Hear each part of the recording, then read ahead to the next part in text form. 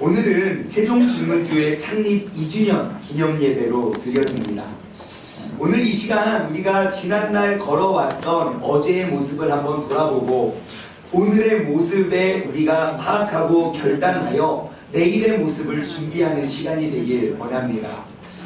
여기 보면 이렇게 한 20몇 분의 성도님들 모여서 이렇게 예배를 드리는 걸로 시작으로 우리 세종중문교회 이 교회가 출발이 됐습니다. 이때까지만 해도요, 제가 이렇게 설교하고 또 예배를 인도할 때마다 늘 제 마음속에 불안이가 맨날 찾아왔었어요. 불안이가. 왜냐면 늘 불안했어요. 왜냐면 도대체 이번 주일날 몇 명이 올까? 그리고 예배를 막 드려요. 그래도 막 몇십 명 오셔가지고 막 너무 즐겁게 예배를 드렸어요. 그리고 났더니 그리고 나면 이제 그날 저녁에 불안이가 다시 찾아와요. 내일 새벽 예배 아무도 안 오면 어떡하지? 그런 이야기를 많이 들었거든요. 새벽 예배 막 설교 준비 잔뜩 하고 딱 당당히 섰는데 사모님만 안 차리셔가지고 우리가 뭐 하냐 이런 이야기를 많이 들어가지고 아무도 안 오면 어떡하지? 그리고 또 드는 생각은 수요 예배 또 누가 오려나? 몇 명이 올까? 늘 그런 불안함이 늘 저에게 이게 있었던 때였습니다. 그런데도 너무너무 감사한 건 개척 후 지금까지 저 혼자서 예배를 드린 적은 한 번도 없다는 사실이 얼마나 감사한지 모릅니다. 이러한 모습 속에서 우리 교회가 시작되었고요. 2년 만에 지금은 정말 이렇게 앉을 자리가 없는 교회가 되었다는 것은 정말 놀라운 하나님의 은혜가 아니었나 싶습니다. 제가 지난 3월 1일날 3월 월상예배 때 잠깐 나누었던 이야기인데요. 여러분 세종시 안에 교회가 몇 개쯤 되는지 아십니까? 예, 많습니다. 많아요. 그냥 우리는 많다는 것만 알고 있어요. 그래서 저도 그게 궁금해가지고 조사를 해보니까 대략 한 300개 정도의 교회가 있다고 합니다. 세종시 안에 교회가 한 300개가 있는데 그 중에서 종교부지 그 땅에다가 건물을 지은 교회가 단 13개밖에 없습니다. 현재는. 그리고 앞으로 종교부지의 건물을 다 져도 20몇 개도 안 될 거예요. 왜냐면 부지가 딱 정해져 있어서. 그러면 나머지 그 13개 교회 빼고 나머지 대략 한 290개 되는 교회에 상가 교회가 있는데 우리 세종중문교회가 그 중에 몇 번째로 큰 교회인 줄 아십니까? 네? 네. 저희 교회가요 대략 한 290개의 상가 교회 중에 아마 제가 알기로는 제일 큰 교회가 되었습니다. 네. 이게 이렇게 진짜 기적이라고밖에 기적이라고밖에 좀 설명할 수가 없는 그러한 상황인 것 같아요. 왜냐하면 우리 목사님들이 이제 사역자들이 부교역자들 담임 목사님들은 하는 이야기들이 있습니다. 세종시는 황금어장인 줄 알고 들어왔는데 들어와 보니까 죽음에 늪이었다고. 그 상도님들이 얼마나 깐깐하고 까다로운지 이게 관리하기도 힘들고 막 이렇게 교회에 정착시키기도 힘들고 정착했다 싶으면 이게 또 없어지고 그래가지고 이 교회 저 교회 요 교회 다 돌다가 큰 교회에 다 정착한다고 그런 말들이 굉장히 많을 정도로 그런 이제 이야기들이 정말 이렇게 힘든 지역이 세종이 아닌가 싶은데요. 우리 교회 한번 보십시오. 자리가 좋다는 곳은 동서남북으로 진짜 교회들이 많이 붙어 있습니다. 한 골목에 교회가 10몇 개씩 이렇게 있는데 저희 교회는요 동서남북으로 봐도 인접한 교회가 하나도 없습니다. 그리고 교회가 지하실에 있습니다. 여러분 요즘 시대에 누가 지하실 교회 다닙니까? 여러분 주변에 혹시 계십니까? 내 친구 지하실 교회 다닙니다 하는 분? 진짜 없습니다. 왜냐면 목사님들이 개척하려고 지하실 상가 안 봅니다. 그냥 지상에 있는 상가들 보죠. 그 사람들은 저에게 이야기합니다. 목사님 우리 교회는 지하실 교회가 같지 않아. 지하실 안 같아요. 그래요. 아무리 저를 위로해 주려고 말씀하셔도 여러분 아무리 지하실 교회 같지 않다고 말해도 지하실 교회가 지상으로 올라오진 않습니다. 그래도 지하실 교회라는 거죠. 지하실에 있는 교회 거의 없어요. 그런데 우리 교회는 어째서 그럼 2019년도에 왜 지하실에 교회가 있는가? 제가 확실히 말씀드릴 수 있는 건 제가 안 골랐다는 겁니다. 집사님하고 장로님들 이렇게 해가지고 다 보시고 계약하시고 결정하신 다음에 누구를 보내가 장충만 목사를 보내자 해서 그래서 이제 개척하게 된 교회라는 거죠. 그런데 보십시오. 좋은 위치와 좋은 환경, 그런 좋은 상황 속에서 교회를 개척해서 좋지 않은 환경과 좋지 않은 위치 속에서도, 좋지 않은 여건 속에서도 교회를 개척해서 아직 2년도 채 되지 않은 교회가 이렇게 사람이 차고 넘쳐서 매주 이렇게 돌아가는 성도님들이 생길 만큼의 교회로 성장했습니다. 여러분, 이거를 어떻게 우리가 상식적으로 그냥 이렇게 받아들이기 쉬운 일은 아닌 것 같습니다. 정말 그냥 보통 은혜가 아니라 아주 특별한 하나님의 은혜가 아니고서는, 그리고 그 은혜를 입은 성도님들이 아니고서는 무엇으로도 설명할 길이 없는 그러한 상황인 것 같습니다. 여러분, 세종중문교회는요, 세종시 유일의 주일 출석 300명이 넘는 상가교회인 줄 믿습니다. 세종시 유일의 앉을 자리가 없어서 돌아가는 지하실 교회가 바로 세종중문교회라는 사실을 기억하시기 바랍니다. 여러분, 근데 이게 왜 이게 그냥 이야기라기보다는 저는 이게 굉장히 크게 느껴져요. 엄청난 힘을, 우리 교회가 엄청난 힘을 가지고 있다고 생각이 들어요. 엄청난 생명력이 있는 교회임이 틀림없습니다. 그래서 요즘에 제가 자꾸 이런 생각이 들면서 약간 이런 생각이 들더라고요. 지금까지 이런 교회는 없었다. 이것은 교회인가 지하 벙커인가. 예, 세종중문교회이라 영화를 보신 분만 알아요. 여러분, 세종중문교회의 가장 큰 생명력이 뭘까? 우리가 좋은 환경과 좋은 상황에 의한 부흥이 아니라는 거죠. 다시 말해 환경을 초월한 생명력이 아닌가 싶습니다. 만약 누군가가 저에게 세종중문교회의 매력이 뭐냐고 묻는다면 세종에 있는 지하실 교회라고 저는 대답하고 싶어요. 세종에 있는 2019년도에 지하실 교회가 부흥할 수 있다. 이것보다 더 큰 재산이 못 있겠습니까? 요즘 이러한 생각이 이렇게 딱 들면서 제가 지금껏 생각하고 가지고 있던 저희의 고정관념과 저희의 그 생각의 틀이 완전히 깨지고 바뀌어가는 것들을 저는 매주 경험을 합니다. 사실 제가 이 교회 처음 딱 왔을 때 빨리빨리 부흥을 시켜가지고 빨리 지상으로 교회를 옮기자. 그 다음에 지상으로 교회를 빨리 옮긴 다음에 빨리빨리 부흥을 시켜가지고 저기 이제 큰 성전으로 빨리 이사를 가자. 그게 이제 목표였어요. 그러면 그 교회에 많은 사람들이 모이면 우리가 진짜 이 도시를 변화시킬 수 있는 교회가 될 수 있을 거야 라는 꿈을 꿨어요. 그런데요, 제가 세종중문교회가 1년을 보내고 지금 제 마음속에 계속 퍼져가는 그러한 생각은 이런 겁니다. 큰 교회에 가야지만 세상이 바뀌는 건 아니겠구나. 세상을 바꾸는 데에는 많은 사람이 필요한 게 아니구나. 세상을 바꾸기 위해서 진짜가 필요하구나. 진짜 그리스도인, 진짜 예수님을 닮은 사람들. 소돔과 고모라라는 큰 성읍이 멸망하고 무너졌던 이유는 그 땅에 죄인이 많고 죄가 팽배해서가 아니고 그 땅에 의인 10명이 없어서 무너졌다는 사실을 다시 한번 생각하게 됩니다. 여러분, 지금 이 세상은요, 크리스찬의 숫자가 부족해서 나라가 바뀌지 않는 것이 아닙니다. 지금 이 세상은요, 진짜 그리스도인이 없어서 나라가 바뀌지 않는다는 사실입니다. 이러한 의미에서 세종중문교회 성도님들은 진짜이거나 혹은 진짜를 갈망하는 사람이니 틀림없다는 생각이 제 마음에 딱 들더라고요. 세종시에서 동서남북으로 인접한 교회 하나도 없는 그 외딴 지하실 교회에서 부흥이 일어나고 있다면 우리 교회 성도님들은 편의를 위해서 찾아오는 성도가 아니라는 생각이에요. 우리 교회 성도님들은요, 정말 미약하지만은 나라는 존재를 통해서 일하시는 하나님의 뜻을 기대하고 소망하는 사람들이 모였구나 라는 생각이 딱 드니까요, 제 마음에 얼마나 큰 기쁨이 오는지 몰라요. 생각하면요, 그냥 기분이 절로 좋아지죠.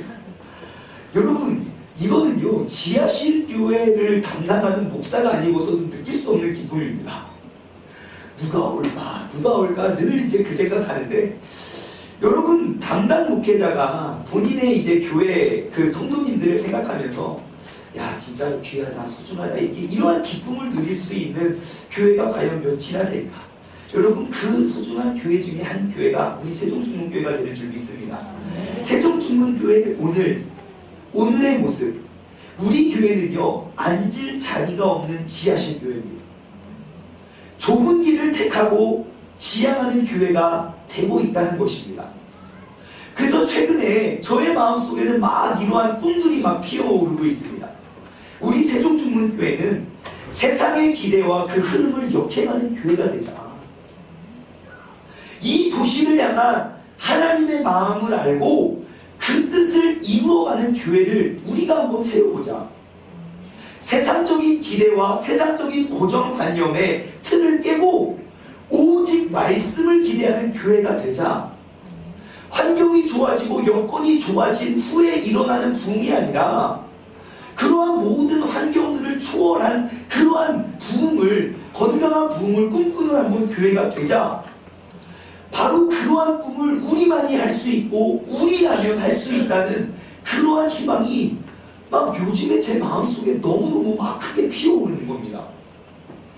이러한 희망을 가질 수 있는 교회가 바로 여러분, 우리 세종중문교회라는 사실을 기억하시기 바랍니다. 그래서 제 마음속에는 이제 이러한 거룩한 욕심이 생기더라고요. 하느님께서 말씀하시고 성경에 기록되어 있는 그 모습의 교회를 우리가 온전히 회복해 가보자 라는 욕심이요.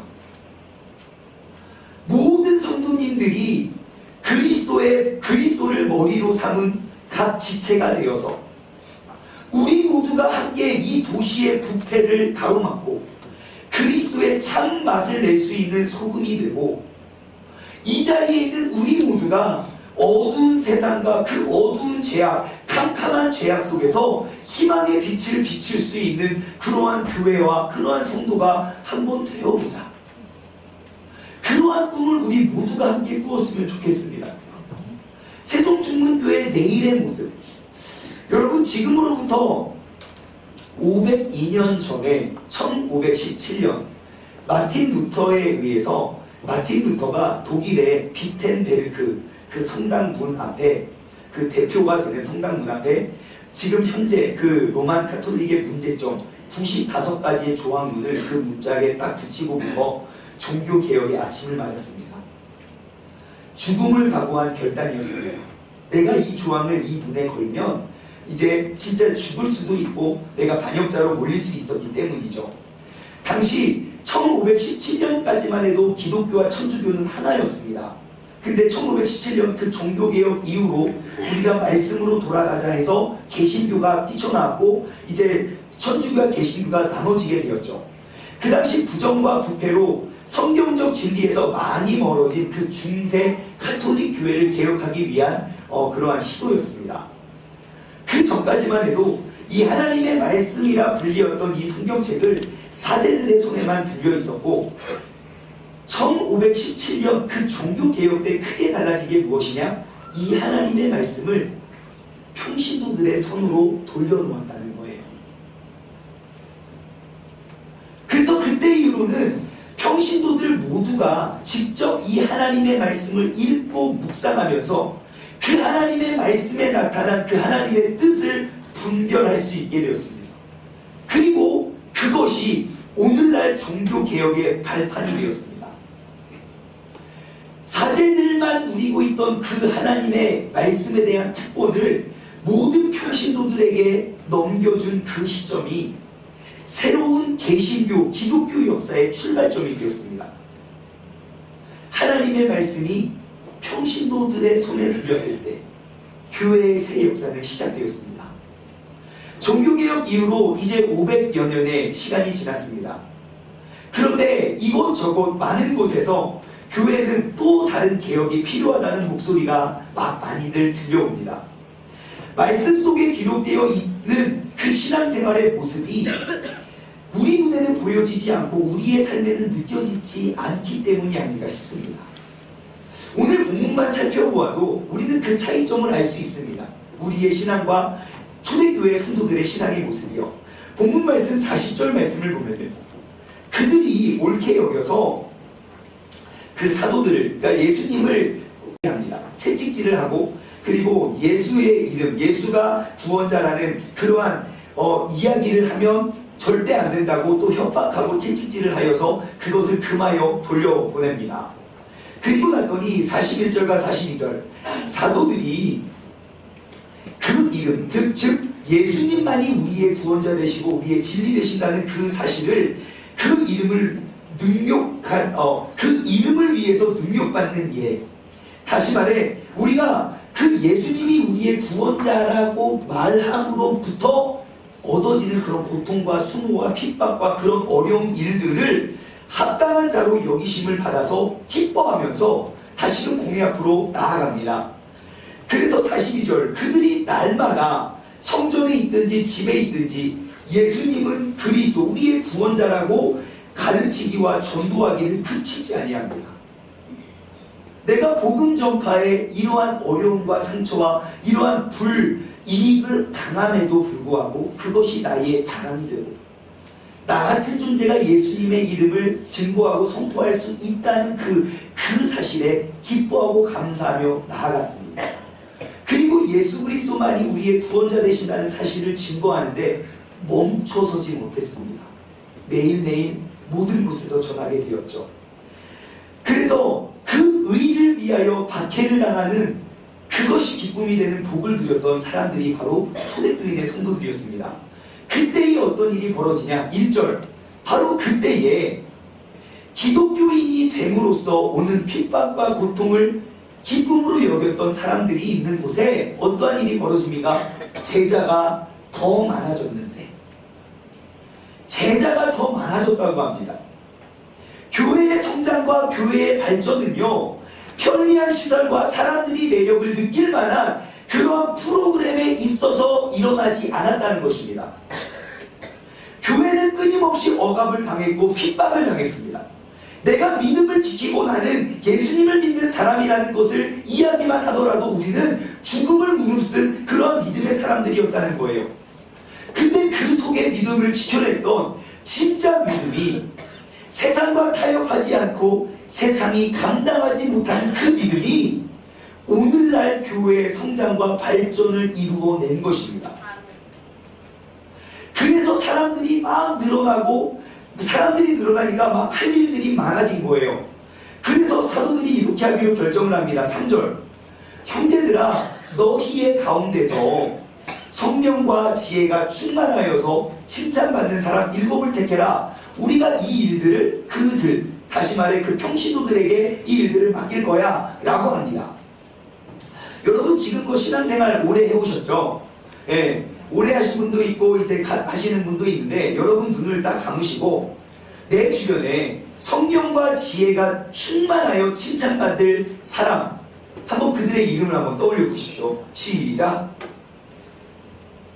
그러면 내 머릿속에 막 이름이 떠올라야 됩니다. 김 집사님, 박 집사님, 조 집사님, 뭐 이 권사님, 박 권사님, 이 장로님. 내가 성령과 지혜가 충만하여 칭찬받을 만한 사람들의 이름이 우리 입에서 막 나와야 됩니다. 적어도 내가 신앙생활을 몇 년, 몇십 년 한 사람이라면. 그런데 여러분 머릿속에 막 한번 이야기해 볼까요? 시작! 안 나와요. 왜요? 머릿속에 떠오르는 이름이 없거든요. 이것이 오늘날 기독교의, 오늘날 교회의 비극적인 모습입니다. 초대교회 성도들은 달랐어요. 지금 복음이 전파된 지 사도행전이면 예수님이 부활하신 지 몇 년 되지 않았어요.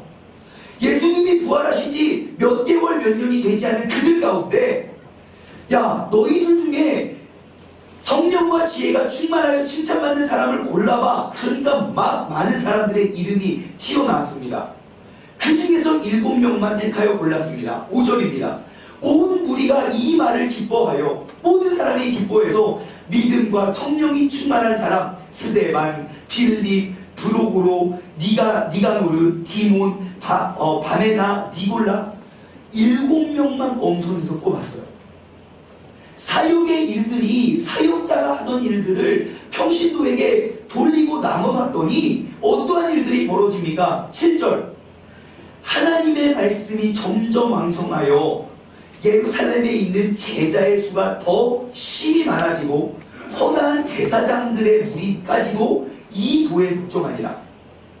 지금 놀라운 일들이 벌어집니다. 뭐가 늘어났대요? 제자들의 수가 늘어났대요. 그것도 더 심히. 여러분, 교회만 오가는, 내가 10년이 되고 20년이 되고 30년이 돼도 내가 정말 주님을 알고 이 말씀을 내 삶으로 살려내는 그러한 사람 말고, 교회만 오가는 사람이 아니라 그냥 숫자만 늘리는 게 아니라 예수님의 그 도를 따르는 참 제자들, 예루살렘 지역에 살고 있는 예수님의 제자들의 수가 더 심히 많아졌대요. 이건 놀라운 일입니다. 교회에 오가는 사람들이 늘어난 게 아니라 예수님의 도를 따르는 제자들이 심히 더 늘어났대요. 제가 이 대목을 영어 성경을 찾아봤습니다. 왜 심히 더 이런 것들을 강조했나? 근데 영어 성경 NIV 버전에서는 이렇게 번역을 했더라고요. The number of disciples in Jerusalem. 그러니까 예루살렘에서 살고 있는 그 제자들의 숫자가 increased rapidly. 성장했대요. rapidly. 급속하게, 급격하게. 사도들이 갖고 있던 그 사역의 권한을 평신도들에게 나눠주고, 너희가 이렇게 같이 한번 우리가 사역을 해보자. 그 사역의 권한을 딱 받고 나니까 그 동네, 그 도시에 있던 제자들의 숫자가 급증하는데 막 퍼져나가기 시작했다는 거예요. 여러분, 이게 바로 부흥입니다. 이게 바로 우리가 바라고 우리가 꿈꿔야 하는 부흥의 모습입니다. 편리한 서비스에 의해서 사람들이 늘어나는 것이 부흥이 아니고요. 시설이 좋아지고 교회 건물이 커져서 좋아져서 늘어나는 그런 부흥이 아니고요. 핍박 속에서도 믿음에 의해서 예수님의 참 제자들이 급속히 성장하는 교회요. 이것이 부흥이고 우리가 목표하고 우리가 이루어야 할 그러한 온전한 부흥의 모습이 되는 줄 믿습니다. 여러분, 이 7절 말씀을 다시 한번 보면요, 우리가 놓쳐서는 안 될 중요한 사실이 있습니다. 무엇입니까? 지금 이 말씀의 주어가 뭡니까? 뭐예요? 하나님의 말씀이에요. 지금 하나님의 말씀이 왕성해졌대요. 누구에 의해서? 그 초대교회 평신도 성도들에 의해서. 그 하나님의 말씀이 왕성하여져서 예루살렘에 있는 제자들이 더 수가 늘어나고, 심지어 제사장, 허다한 제사장의 무리도 이 도에 복종한다는 거예요. 지금 그 땅 가운데 왕성해졌던 건 하나님의 말씀이라는 겁니다. 사람들이 늘어난 게 아니라 평신도들에 의해서 하나님의 말씀이, 그 말씀의 권위가, 그 말씀의 능력이 왕성해졌다는 겁니다. 여러분, 이 초대교회들의 평신도들의 삶의 모습이 느껴지십니까? 평신도들이 성령과 지혜가 충만하여 세상을 바꿔냈습니다. 교회의 역사를 써냈습니다. 이게 바로 교회의 모습입니다. 이러한 역사들이 초대교회들마다 불일듯 일어났습니다. 하지만 오늘날의 교회를 보면 평신도라는 울타리를 이렇게 쳐두고요, 사역자라는 울타리를 이렇게 쳐두고요, 그 안에서 그냥 맹맹맹 돌고 있는 것 같아요. 내가 신앙생활을 1년을 해도 제자리, 5년을 해도 제자리, 20년, 30년을 해도 제자리예요. 은혜 받아서 결단하고 또 봉사하다가 또 피치고 싸워가지고 또 돌아섰다가, 그러다가 또 다시 회복돼서 또 돌아왔다가 또 싸우고 또 뒤로 갔다가 또 앞으로 왔다가 계속해서 제자리 걸음만 하고 있는 게 오늘날 교회와 오늘날 평신도들의 모습, 사역자들의 모습이 아닌가 싶습니다. 예수님에게까지 자라나야 할 우리는 언제나 우리의 신앙생활의 성장의 상황선을 옆에 앉아 계신 집사님만큼만 자라나려고 우리는 노력하고, 내 믿음의 신앙의 기준이 살아계신 이 하나님의 말씀이 아니라 주변 집사님, 권사님들의 모습이고, 하나님께서 우리에게 맡겨주신 그 사명을 감당해야 할 우리 모두가 그냥 교역자들이 시키는 일들만, 그 안에서만 신앙생활하고, 요즘에는 그마저도 안 해가지고 사역자 눈만 마주치면 막 다 도망간대요. 대표기도 다 쫀득쫀득 쳐다보고요. 막 뭐 선교 CD 내면요, 뭐 만난 사람마다 선교 가져갈까봐 막 도망다니고요. 여러분, 세상 속에서 빛이 되고 소금의 역할을 감당해야 할 그 크리스찬들, 나 같은 죄인도 구원해 주신 그 예수 그리스도의 생명력 있는 말씀을 가진 크리스찬들이 교회 안에서만 신앙생활하는 사람들로 변질되었습니다. 이것이 오늘날 교회들의 모습이 아닙니까? 저는 이 시간 우리 교회의 내일, 아니요, 한국 교회의 내일을 바라봅니다. 이 교회의 회복은요, 교역자들에게만 들려있던 그 사역을 평신도들에게 돌려놓을 때 시작될 것이라고 저는 믿습니다. 다시 한번요, 이 교회의 회복은요, 교역자들에게만 들려있던 그 사역을 평신도들에게 돌려놓을 때 시작되는 것이라고 저는 믿습니다.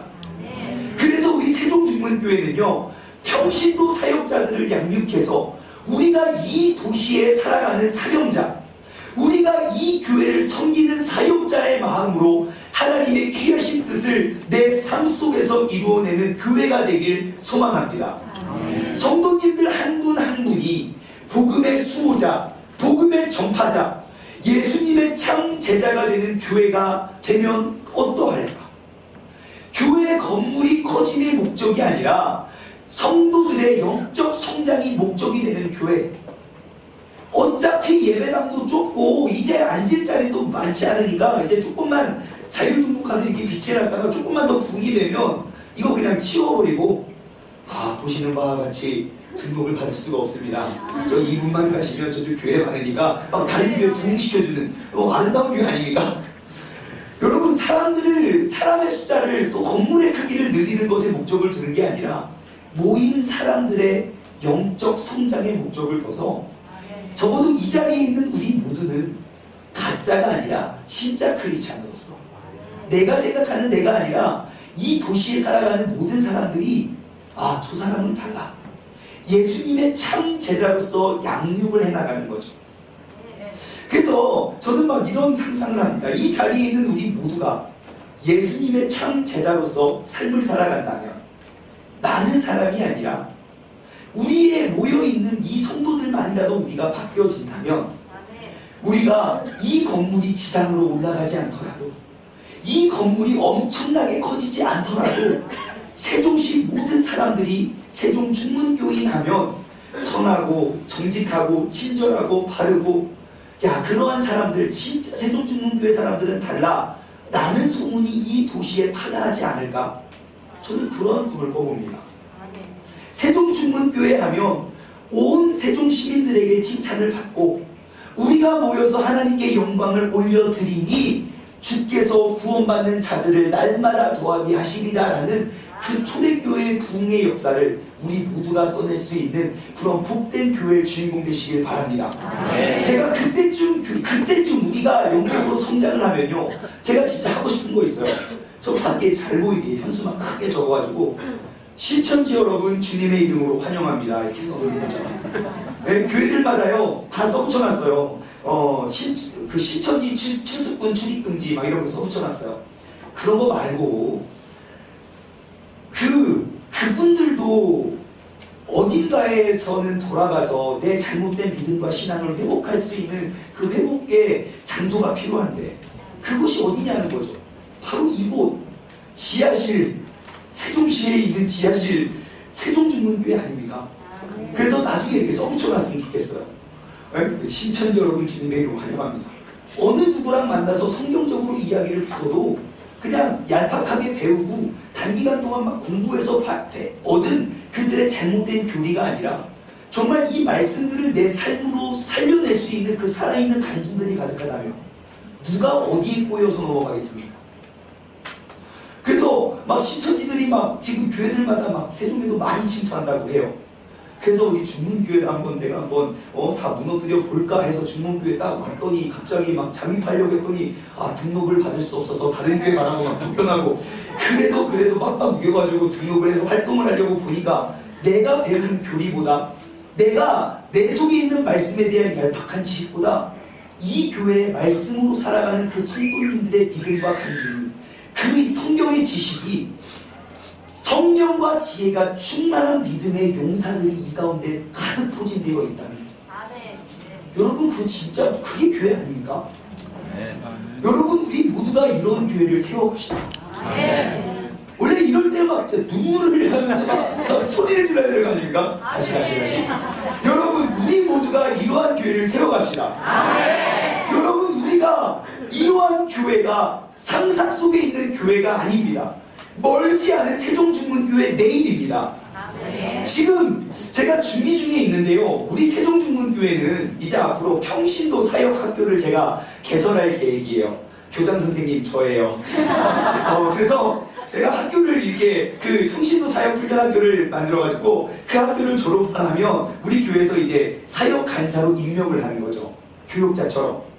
그래서 하나님께서 우리 각자에게 주신 달란트, 그 뜨거운 열정과 그 마음이 있는 그곳에 내가 평신도 사역자로 헌신하는 거예요. 그래서 뭐 그곳이 교육부 간사, 신방 간사, 찬양 간사, 상담 간사, 새신자 양육 간사, 안내 간사, 행정 간사, 교적 관리 간사 등등 우리가 할 수 있는 모든 일들 내가 그 학교 평신도 사역훈련학교 나와가지고 우리가 간사로 임명받아서 우리가 이 교회의 사명자로서 이 도시를 살아가는 사역자로서 우리는 그 사명자의 삶을 살아갈 수 있는 멋진 교회를 꿈꾸어 봅니다. 물론 인가도 없고요, 학위도 없고 학비도 없습니다. 강사도 없습니다. 진짜 예수님의 군사를 양육해내는 학교가 될 것으로 꿈꾸어 봅니다. 이같이 평신도 사역자들이 서갈 때 여러분 이 땅에는 큰 회복과 부흥이 일어나게 될 것입니다. 이 땅의 부흥과 회복은 바로 평신도들에 의해서 이루어질 것입니다. 세종중문교회 어제를 돌아보고 오늘 이 시간 우리는 내일을 바라봅니다. 내 믿음과 내 신앙생활의 어제를 돌아보고 오늘 이 시간 내일을 결단하시기 바랍니다. 앞으로는 내가 평신도의 사역자로서 하나님께서 나를 이 땅에 보내신, 하나님께서 우리를 이곳에 모이게 하신 하나님의 뜻과 그 사명을 감당해낼 수 있는 그러한 사람들이 되시길 간절히 소망합니다.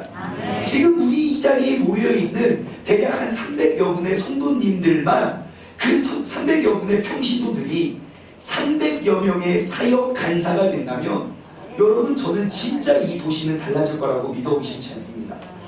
우리에게는 이러한 가능성이 있습니다. 세종중문교회는 평신도들이 살아서 역사하는 교회가 될 것입니다. 이것이 이 도시와 이 시대를 역행하는 진짜 교회의 회복의 모습이 되는 줄 믿습니다. 이 시간 우리 함께 이러한 찬양을 고백하며 우리가 기도하며 나아갔으면 좋겠습니다. 찬양의 가사말은 이렇습니다. 우리에게는 소원이 있네. 주님 다시 오실 그날까지 우리 가슴에 새긴 주님의 십자가 그 사랑 나의 교회를 사랑케 하네. 주님의 교회를 향한 우리의 마음, 희생과 포기와 가난과 고난 하물며 죽음조차도 우리를 막을 수 없습니다. 우리 교회는 이 땅의 희망이고 교회를 교회되게, 예배를 예배되게 주님 우리를 사용하소서. 진정한 부흥의 날을 오늘 임하도록 나를 사용하소서. 우리 이 찬양을 마음속으로 다짐하고 우리가 고백하면서 주님 우리에게 아직 소망이 있습니다. 이 땅에 우리가 주님의 살아있는 자녀, 그 소중한 사명자가 되어서 세상을 변화시킬 수 있는 그런 믿음의 사람들, 그러한 진짜 크리스찬이 바로 내가 되게 해달라고 우리가 함께 고백하며 나아가겠습니다.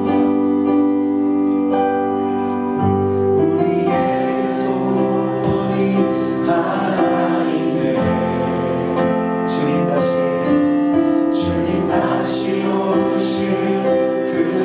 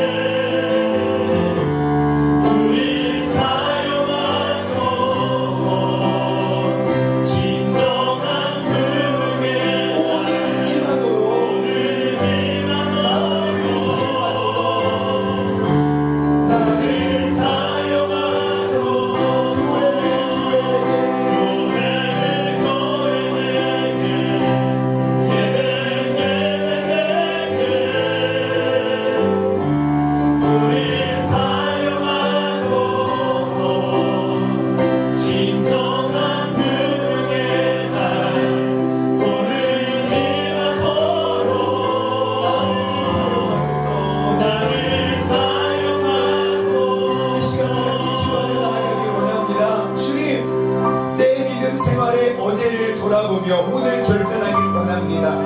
하나님 아버지, 2년 동안 우리가 걸어왔던 우리 세종중문교회의 역사를 돌아보며 오늘 다시금 우리가 결단하길 원합니다. 우리의 내일은, 내 신앙생활, 내 삶의 내일은 지금껏 제자리 걸음하는, 또 돌면 제자리고 또 돌면 제자리였던 그러한 가짜 신앙, 가짜 믿음, 성경이 이야기하지 않는 믿음의 생활이 아니라 앞으로의 나의 믿음과 나의 신앙생활은, 앞으로 우리의 교회의 모습은 주님께서 말씀하신 대로 이 말씀이 내 삶의 고백이 되고, 이 말씀이 내 삶의 간증이 되고, 이 말씀이 내 삶을 묘사하는 그러한 묘사가 될 수 있는 그러한 진짜 크리스찬이 되게 해달라고 우리가 다같이 주님의 이름을 한번 힘차게 부르짖고 합심하여 기도하며 나아가겠습니다. 주여